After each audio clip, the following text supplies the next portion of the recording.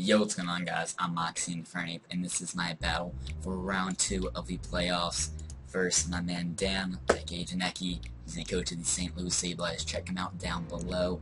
I'm sorry I'm a little bit quiet, just family at home. It's pretty late at night, so gotta try to be quiet. But if you do not see my team builder, link to that will be down below. I'm bringing a pretty hyper offensive team. It's not like not totally hyper offense, but still, I'm trying to just kind of pressure his defensive mods and still just try to use hard hitting priority to break through his offensive mods, and hopefully the plan can work out. And I have some speed control to help out my main wall workers being caught on ending it lately. So going over what Dan brought, he has the Amber Viva, Megaladios, Jolteon, Red Steel, and Greninja. He brings mainly what I expect. Nothing really shocks me. The only thing is he didn't bring Pokebowl, which I thought was pretty likely to come, but I wasn't too sure about that. Really, Megaladios was the only one I was absolutely certain. I was pretty sure Red Steel. And I thought, Greninja's pretty good. And Jolteon was a toss-up, and Amber was a toss-up. Weavile, I thought, was pretty good, but I still wasn't sure if he would bring it. But he did. I was afraid of Skullbeat if he brought that, but I didn't think he would, and he didn't. Tauros and him only I did not expect. I mean, he could have, but I don't know. He didn't bring him either way, so it is what it is. Yeah, I have my lead Skarmory, offensive Glalie, a cool Scarf Scott with Tailwind, a Life Orb Groudon, especially defensive Uxie with Power Punch, pretty cool, and then a kind of physically defensive Infernape. So, cool team here. I think let's just get into the match. So my plan is to lead with my Skarmory, which has a Custap Berry, has Stealth Rocks, has Spikes. I want to set up as many hazards as possible. So, he could have defaulted Megaladios, but I do not expect it. I really don't. So he leads with Greninja. I lead with Skarmory. So, real quick, shout out to Dan for recording my side of the battle, and shout out to Cypher for training my team. If having issues getting getting access to him and getting things to work. But thank you to Cypher for joining my team, and it was the last minute too. What a lad. So there, I just set up my rocks, because I know I want to get those up first to pressure the Megaladios. Just something to hit it, and I plan on getting my spikes up later, or after my rocks. And he just scalds those decent damage. So first I thought he would be a Life Orb. He was not.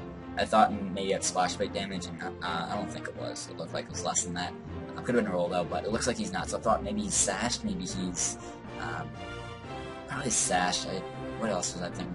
I thought maybe he's Assault Vest like last time. I didn't really understand the Assault Vest idea last time, but he could be the Assault Vest again, so I gotta watch out for that. So I thinking maybe it is AP again. So here I think this was actually he switched it out. So I was afraid of Scalder. Now I definitely would have been able to live with Scald. I think even if he got like a max roll. Maybe if he was Splash Bite and got a min roll last turn, and it's a max roll this turn, he kills. I don't think so even then. But I was afraid of a burn because, I could live with Scald and then get up one layer of spikes, but if he burns me, then I would die and not get to use my Custap Berry.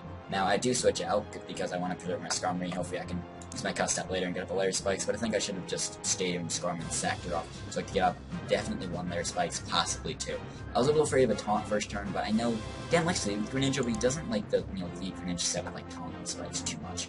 But he switches out, I guess, just trying to pressure Skarmory, which makes sense. This is a good plan on his part, I think. So maybe if I went for spikes, it would have been kind of bad, because I would have had to sack off Skarmory. I don't know. But I switch out and do Mimsy here, predicting the Scald again.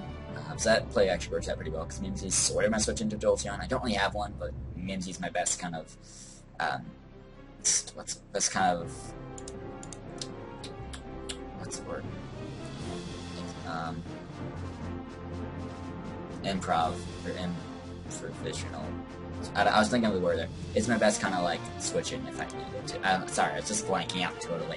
But I go for U-turn thinking he might switch into Reggie. He might stay in, and in that case, Blue Blast might be nice, but he could HP Ice, and I don't want him to. I don't think it'd knock me out unless he's Specs or something, but I thought he might HP Ice, so I can go into Glalie here. He could just T-Volt or Volt Switch. I think if anything, he'd Volt Switch, but if he goes for HP Ice, this is almost a free switch to Glalie, and that'd be awesome. He does Volt Switch out, so I'm like, shucks, but I can take one. So he does Volt Switch and does a lot. I'm looking at the calc, that's Specs. That's absolutely Specs, and also it's modest too. It does just over the range of a max roll from Timid, so, and no, he's modest too. Doesn't really matter too much, because my only thing to outspeed is Whimsicott, who is Scarfed anyways, so it doesn't really matter. But, yes, just good to know for damage's sake here. So I know here, he's probably going to set up rocks. He could just knock me out with the Iron Head, or actually Seismic Toss or not. But he could just Iron Head, but I think he's going to set up rocks. So I'm going to Earthquake, get off damage, and that might put him in range where Explosion kills. I'm not too sure what his set will be.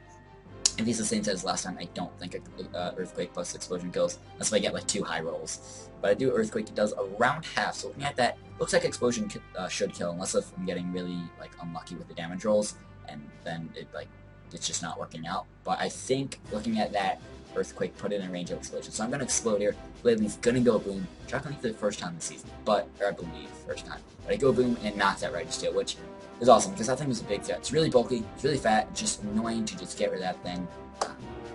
Because it did, I mean, it couldn't really switch into Crawdon, but like, it's just still annoying for, kind of for Yuxi. Yuxi can sort of deal with it, but it helps Whimsicott immensely that the red steel is gone. So he brings in Jolteon as I bring in Whimsicott and double down. So here I think, after Rocks, it looks like he might be in range of Moonblast. Looks like I need a kind of power roll. He's a little above 50%. So I just go for the Moonblast, thinking I don't have a great switch and I don't want anything to take a Volt Switch. I have no electric immunity that I'm bringing. So he goes for Volt Switch, as I thought he might, and you know, he does live the Moonblast, which is unfortunate, but it looks like he is in range of Stealth Rocks to kill him. And that Volt Switch does a lot, and he's really pressuring my team, and really pressuring my Whimsicott, especially with these Stealth Rocks up as well. So here, let me pause, so he takes the Stealth Rock damage. You see, so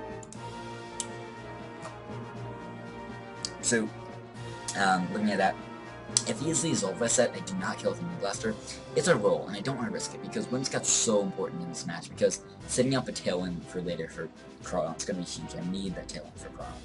I mean, I don't necessarily need it, but I pretty much do for Crawdon to be able to put in as much work as I need it to do. So I thought I can't risk it, as much as I wanted to stay and click Moonblast, because I am Scarfed, so I will outspeed you. I don't want to risk it. Also, there is the possibility that he's Scarfed as well, which I don't know if he is. I don't think he is, but we didn't see Life Orb.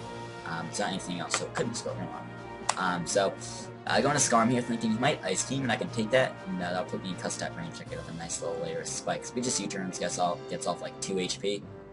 5 HP, no. But now he brings in, I think, Embor.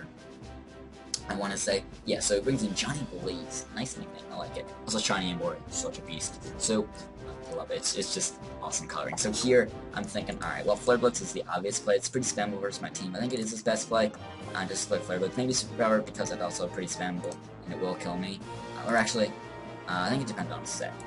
I'm not sure, but I decided to switch out, knowing Infernape can live 2 Flare Blitzes if you're Scarfed, and even if you're Life Orb, I I can still slack off because I outspeed you. And if you're Scarfed, your outspeed, I will be able to live 2 with my lefty. So he predicts that switch goes for the Superpower. Or I don't know if he predicted, but just like, it's pretty spammable versus my team, so it makes sense why I went for that there.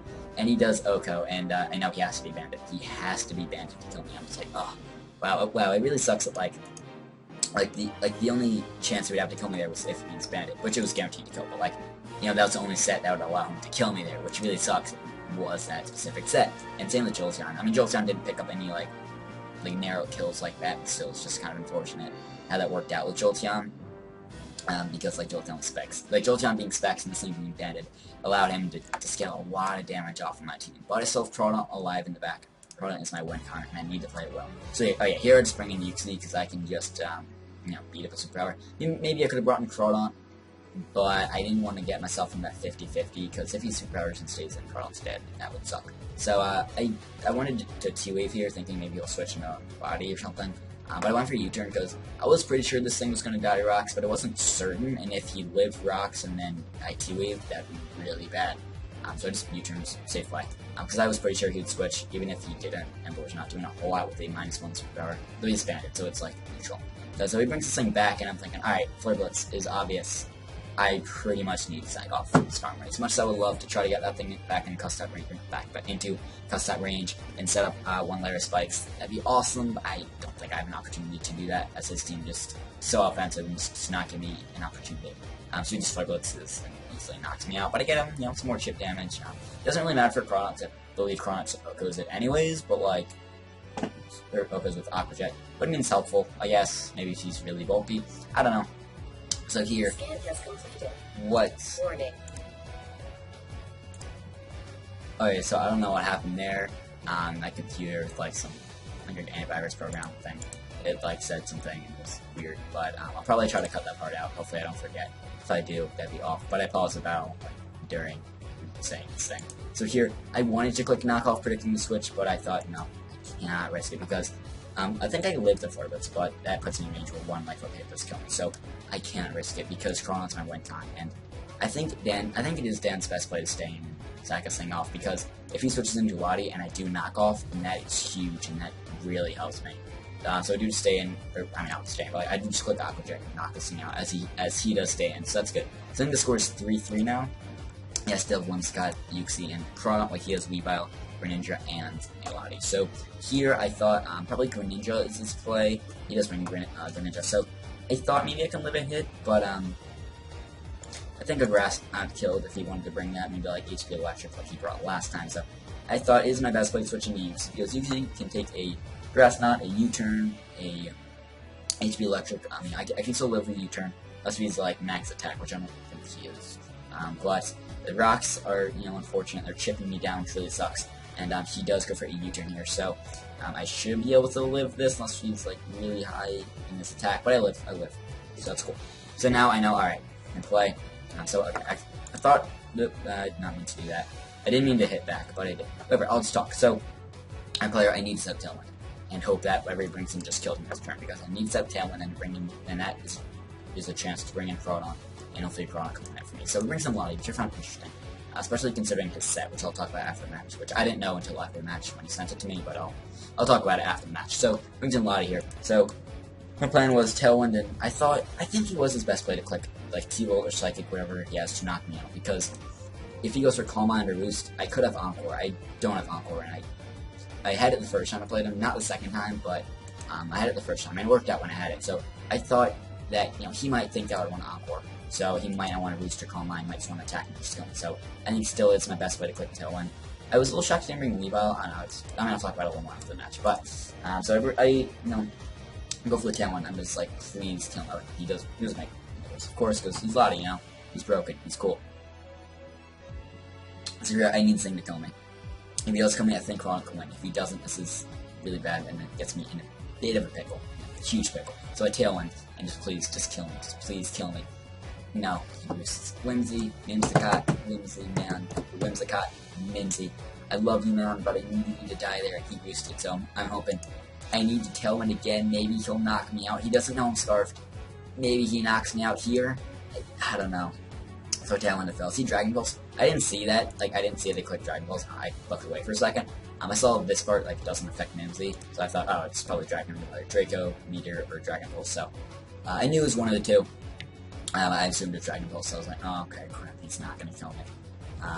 Whimsicott is dead on rocks, because I did the math, and, so Whimsicott's at 15 health, and I did the math, and rocks do 16 health to me, so if I had 2 higher HP, got a little luckier with rolls, I could have brought in Whimsy later, and had 1 HP left, and then potentially got another Tailwind. So, this Dragon Balls, as you see, that is going to do more damage than I thought and think he would do, because I thought he'd have Psychic and T-Volt, and Dragon Balls was more than T-Volt.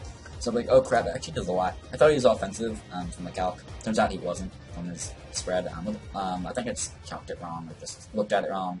I don't know. He probably got like a pretty high roll with no special attack. So T-Wave there, so that way Crawdaunt can outspeed it without a Tailwind being up, because I'm not going to be able to use this Tailwind strat, because Mims, I keep on saying, like mixing Mimsy and Whimsicott. I keep on saying like Mimsicott, or wanting to say Mimsy. Whimsicott is gonna be dead on rocks, so I can't get the Tailwind, which really sucks. Some Tailwind ends this turn. It doesn't really matter, but I Power Punch now. That way I can boost my attack and then hopefully hit pretty hard with like a knockoff or U-turn, so that's kind of cool. So here, he Calm Minded last turn, Dragon Pulse is now. Maybe I could get a little lucky with a Para. I mean, it's T-Wave, one of the best moves in the game, It's possible. That Dragon Pulse does a lot. I'm like, damn, man, that's scary. So here I U-turn, that way I'll bring in Whimsicott, sack that thing off. I don't think he'd go for Roost. I should get a crit here, which I didn't even notice, but it doesn't really matter. We'll see in a moment. Yes, I go for U-turn, not knockoff, because it does a tad more of this thing. It doesn't really matter, because either way, it'll put it in range of knockoff and Crawdaunt. My plan was sack this thing off. That way, later, if Weavile's Life Orb, I can switch into Uxie and sack that thing off. It'll take another Life Orb hit or two. Because that way it puts it in definite range of Aqua Jet from Crawdaunt. Because Aqua Jet from Crawdaunt does, I think it was like 60 to 70% to Weavile, and if he takes Rock and 1 Life Orb hit, it's a pretty good, it's like, I guess about a 50% chance that I kill him with Aquajet. So that's my plan there, so I can sack off UC later if he's delightful. That was my plan. Just wanna clarify that. So here I bring in Cardon as I have to, pretty much. I click knock off and knock this thing out. Crit doesn't matter because it would have knocked him out. Anyways, so that's cool. So we were tied 2-2. So I think he brings in Weebell, which I mean maybe he should have brought Greninja. It doesn't really matter a whole lot. But he brings in Weebell, so I'm like, alright, Aquajet does not kill. I mean, yeah, he took a while to make that play, so I'm pretty sure he calced it, make sure he can live Aquajet, and he can. So, he brought this in, which makes sense. If he's low kick, that'll knock me out. I think I can live a knockoff or anything else, so maybe I should have stayed in. I'm thinking he might not have low kick, but I'm still going to switch into UC either way. So if it goes for the low kick, it does nothing. It's funny a little, that does. That's cute. Then left, I actually got more back from lefties than I did, or than I took from that low kick, so that was kind of hilarious. So here, he does Poison Jab, which is interesting. I don't know, I found it kind of weird that he had Poison Jab, because, like, the only fairy on my team is Scott, which he hits super effectively with Icicle Crash. Maybe he was fearing Yachi Berry, maybe he just didn't want to miss Icicle Crash, but, So here I can bring Recrawd. Aquajet will kill, it looks like, unless he's, like, really bulky, but I don't think he is, so Aquajet will be able to kill. I think 2 Aquajets kill Greninja, so we can't really switch into that, it's way too risky. So here, we are tied 1-1. He's Greninja left, looking at Cal 2-turn kills. I'm like, well, I don't think there's anything I can do. I mean, I click Brick Break here, because Aquajet's not going to kill him even with a crit, so I click Brick Break, which will kill him, if I can get off my attack, but I think he just kills me with whatever he has. U-turn should be able to knock me out, and it does, unfortunately. So, Sebastian goes down. He actually loses in a very, very close and very narrow 1-0 to my man Dan. Check him out down below. Dan's just an awesome friend, awesome guy, awesome lad. He's Norwegian, so that's pretty cool. So Dan's going to be moving on to the finals for 2 seasons in a row, which is pretty awesome for him. I mean, either way, whoever won this game is going to be moving on to Pokeball for 2 seasons in a row because we faced off last season in Pokeball. But yeah, so Dan's completely the winner of Vicer and Aura. Not sure who won that game yet. I'm going to watch that tomorrow when it goes up. Or I'll watch that on Sunday, which is today for you guys when that goes up. So that's cool. But I want to talk about his team, and specifically the Mega Latias set.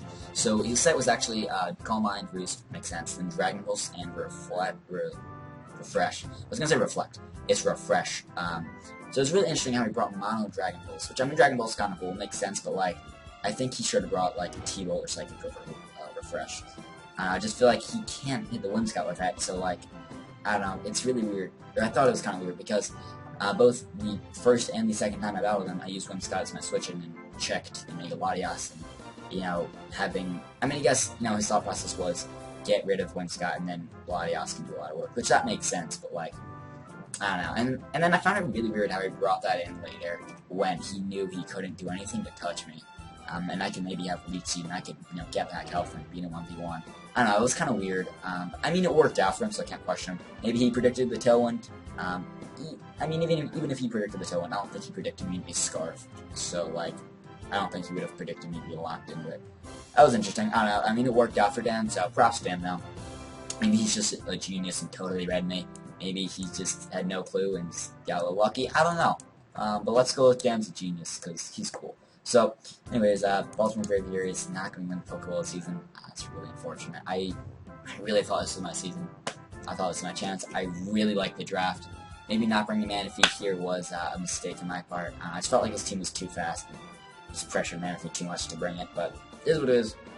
And next season, you know, maybe we'll be the champion. I really thought he's going to be able to win it this season, but to look at it in a positive way, we've made it to the semifinals 3 seasons in a row. We are the only coach that's done that. We're the only coach that's made the playoffs 3 seasons in a row. You know, so that's pretty cool. We've accomplished some cool things, and you know, it is what it is. Cardon got more kills this game than you did all season, so you know, glad I got Sebastian some more action here. Braviary did not bring it all in the playoffs. I only brought it twice this season, and only saw the field once. I wanted to bring it more, and I think, you know, if I made it to the Pokeball, I was planning on bringing it and just trying to fit it into my team somehow. I don't know. But it is what it is. Dan, you know what, he prepped and played well. I mean, the Latias was the only thing I questioned, but I mean, everything else makes a lot of sense, and Dan played really well. He pressured my team and just did what he needed to do to win. So props to him. Check him out. Make sure to, you know, check his channel out for the Pokeball. I'm not sure who's playing either Aura or Vicer. Maybe I'll put it in the description, the link of Dan's channel and the winner of Aura and Vicer. if you don't care about spoilers. So I guess if you do care about these spoilers, don't look in the description. Like, don't look in like the read more part. But if you don't care about spoilers and want to see who won that game, then I'll leave links to Dan's channel and then either or Vicer's channel, so you can go to one of the channels and check out the Pokeball next Sunday. So that should be some hype. Hopefully you guys enjoyed the season of MPL. I'll make like a little recap review kind of video kind of soon. Also, I have another idea for a video. I think I'll do 2 separate videos. But I have some ideas for some kind of post Season 3 stuff. Season 4 will happen sometime after something, so that goes. But hopefully you guys are excited for the Pokeball. Unfortunately, I'm not in it. But root for my man Dan. I'm glad to see him in it again, and it'd be kind of cool if he wins 2 in a row. So yeah, I'll see you guys, I guess, with a little recap video or another video, which I don't want to spoil what it is, but you'll see what it is soon, probably a week or 2. So, anyways, I will see you guys next time with whatever it is, MPL, NPL, either of the PLs, and I'll see you guys later.